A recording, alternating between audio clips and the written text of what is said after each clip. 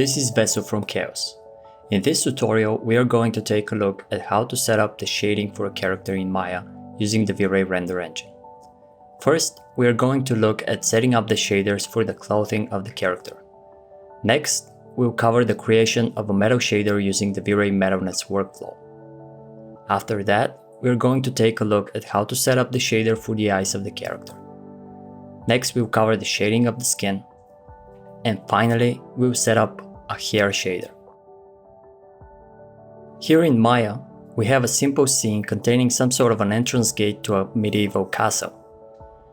And right in front of it, we have the character that we are going to shade in this tutorial. Let's open up the V-Ray frame buffer and start the IPR to see what we're working with. So here we have the whole scene shaded except for the character, which has a standard grade material applied to it. The character itself has been created in ZBrush, where all the details have been sculpted on the body and its accessories. After that, it has been posed and UV unwrapped, ready for texturing.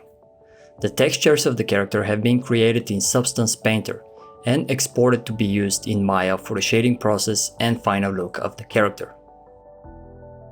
Let's get started with the clothing of the character. As mentioned earlier, all of the textures have been created using Substance Painter. So if we take the pants for example, the process of making the textures is relatively simple. We can start with a base color and then simply add layer after layer of details, surface imperfections, discoloration in specific areas, fine details such as stitches and stuff like that.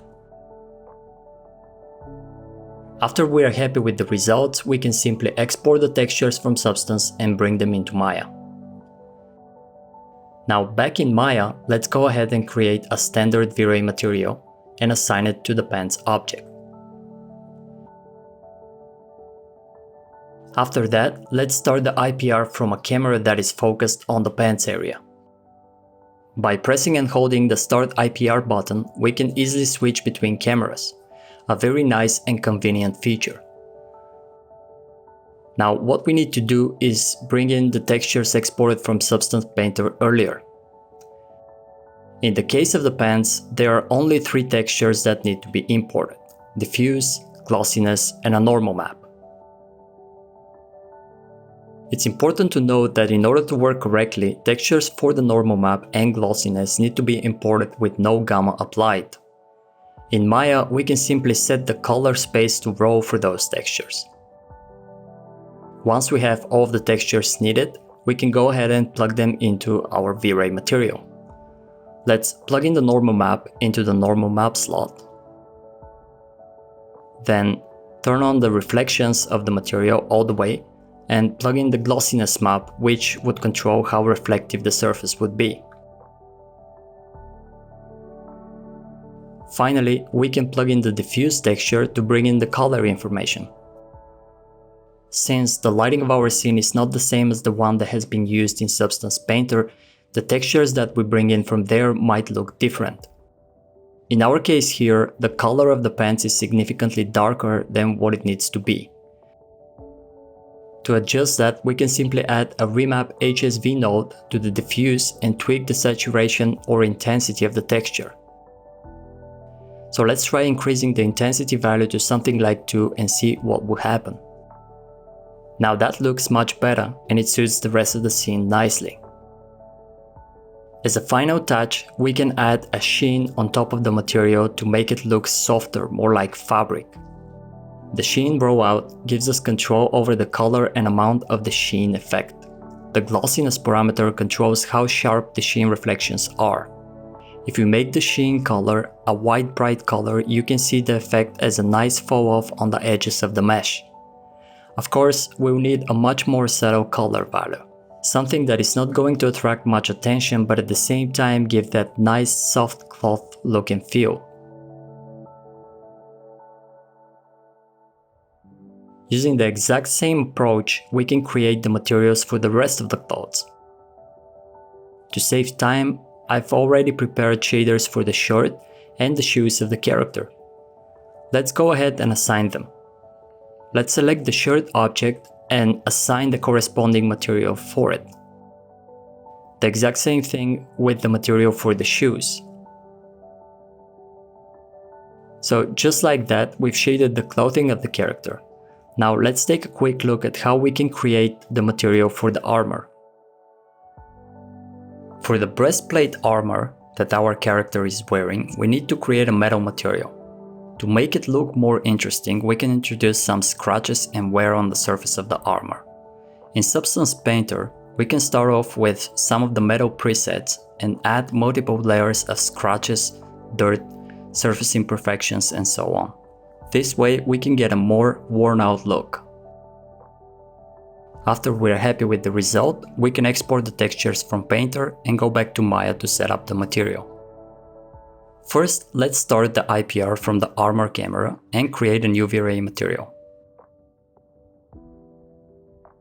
Next, let's assign the newly created material to the breastplate armor mesh. To quickly turn the material into a metal, we can use the Metalness roughness workflow by checking the Use Roughness checkbox and setting the Metalness parameter to 1.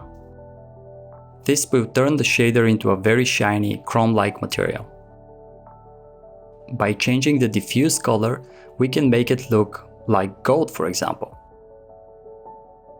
All of this is great if we are trying to make a polished brand new metal surface. But since we are going for a different look here, we need to import our textures that we've got from Substance earlier. So let's bring in the diffuse, the roughness, and the normal map from the assets folder.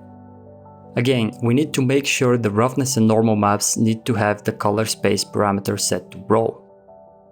This way, no gamma would be applied to them and they will display correctly.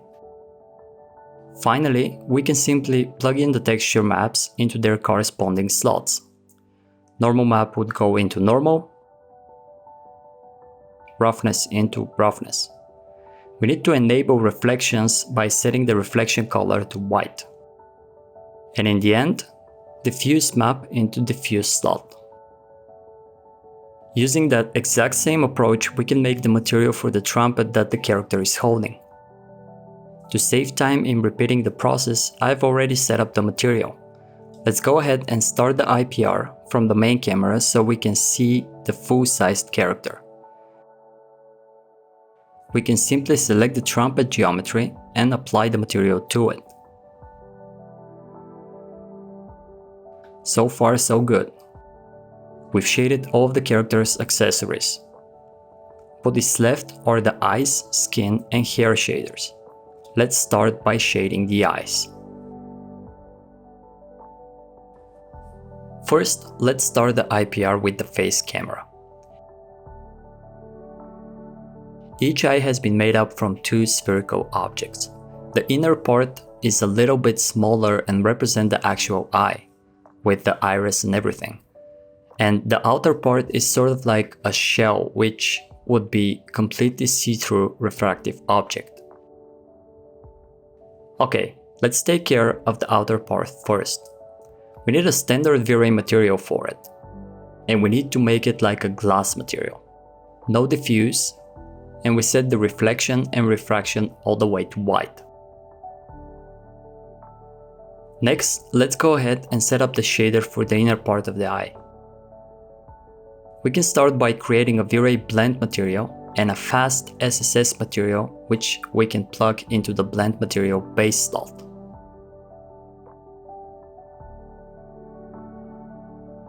Also, let's go ahead and assign the blend material to the inner part of the eyes mesh. The reason we've used a fast SSS material is because the eyes are organic matter that lets some of the light pass through it. To account for that, we need a subsurface scattering material, and the V-Ray fast SSS material is designed to render translucent surfaces. The fast SSS material has a bunch of presets that we can use as a starting point. For example, the milk preset would make a great starting point in this situation. We can control the depth of the light scattering by using the scatter radius attribute or the scale, which is a multiplier for the scatter radius. Now let's import the texture for the actual eye and plug it into the subsurface color slot.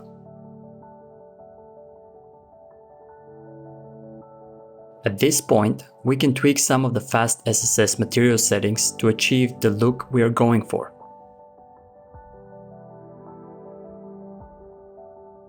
Adjusting the scatter depth and the scatter color until we are happy with the result.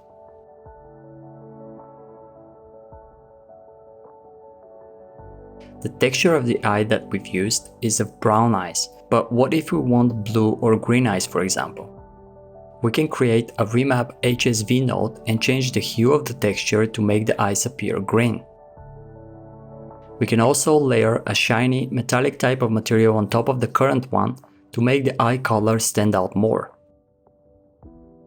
Let's create a standard V-Ray material and plug it into the coat layer of the blend material. Now let's make it a very shiny green surface, almost mirror-like.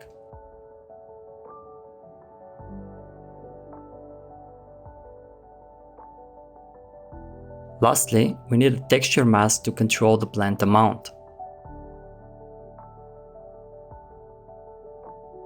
This way, the shiny parts would have a very subtle effect.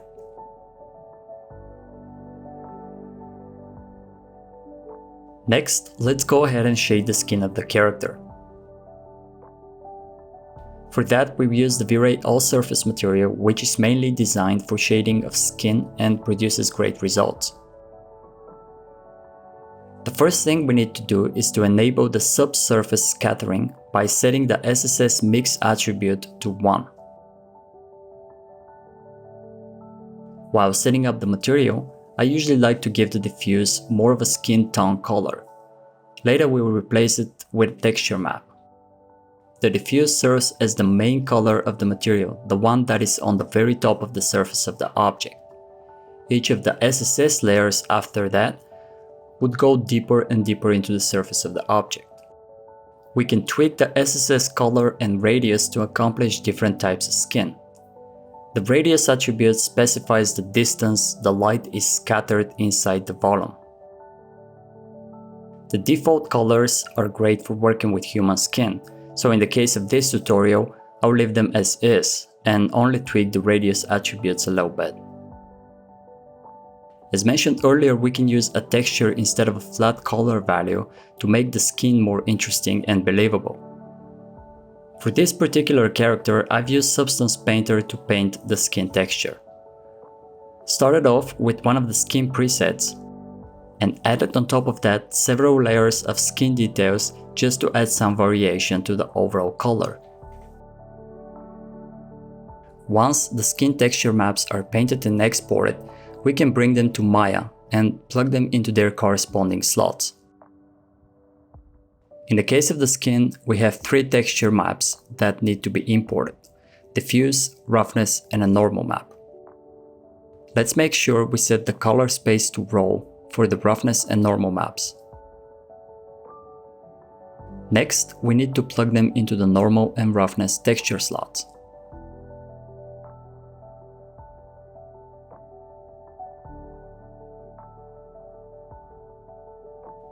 Finally, we can plug in the diffuse texture. With the current lighting of the scene, the diffuse texture appears too saturated for my taste.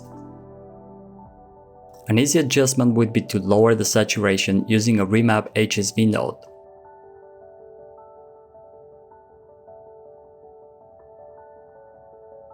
Now that looks much better.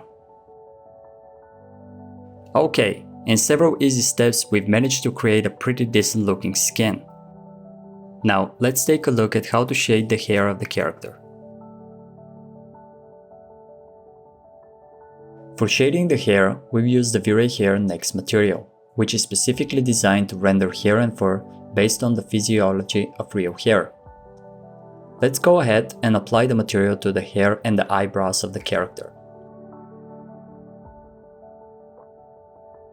The V-Ray Hair Next material has a lot of attributes that we can tweak to create all kinds of hair. The 2 most important ones are the melanin and the pheomelanin attributes. The melanin value controls the main pigmentation of the hair, where lower values gives us bright color and higher values dark color. The pheomelanin attribute introduces redness to the hair color. To make the hair not so uniform in terms of color, we can use the randomization attributes. For instance, adding a little bit of random melanin would shade some hair strands a little different from most, and this way we can add some variation. Another very nice attribute is the random gray hair density, which randomly places some gray hair. This way we can easily make our character look older. So for the eyelashes and the facial hair, I've created the same type of materials, only slightly different in color. Let's go ahead and assign those materials. Okay, now that we shaded the entire character, we can do our final render and enjoy the result. In the render settings, we can leave everything in their default values and simply click the render button.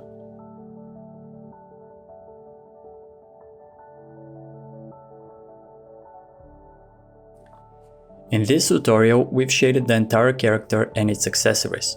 We've gone through the process of shading the clothing of the character, the setup for the material of the metal armor using the Metalness workflow.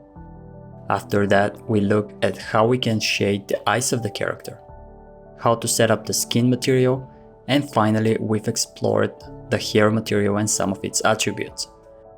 I hope you enjoyed this tutorial and find it useful and helpful. Thank you for watching.